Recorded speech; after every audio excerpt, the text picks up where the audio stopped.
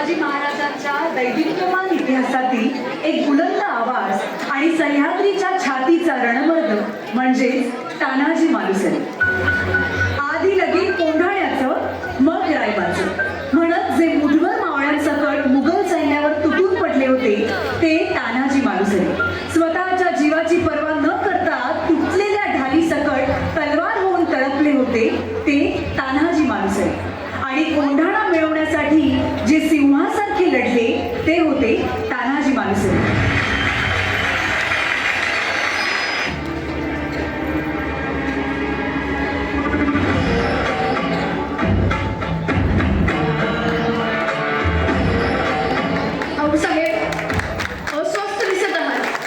अभयक भिंती मजबूत तटबंद पुण्याकडे तोंड करून असलेला कोंढाणा जर आपल्याकडे असेल तर ताकद, पण शत्रूकडे आहे तर आपल्यासाठी सगळ्यात मोठं संकट. आम्ही जाणून आहोत आऊसाहेब, कोंढाणा गेल्यापासून स्वराज्याचा एक हात निखळल्यासारखा झालाय.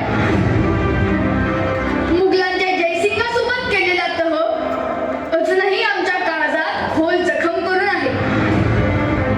कोंढाण्यासारखे इतर 72 किल्ले त्या तहात गमावले आपण.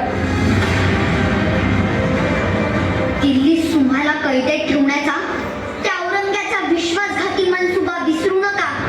त्याच्या हातावर तुरी देऊन निसटलो आम्ही. तेव्हाच रद्दबातल काढायचं मनाशी ठरवलं होतं. कोंढाणा स्वराज्यात परत आणावं लागेल शुभा. सह्याद्री धोक्यातून बाहेर काढावी लागेल. आम्ही तातडीने हालचाली. तुमच्याशिवाय कार्य पार पडणार आहे का?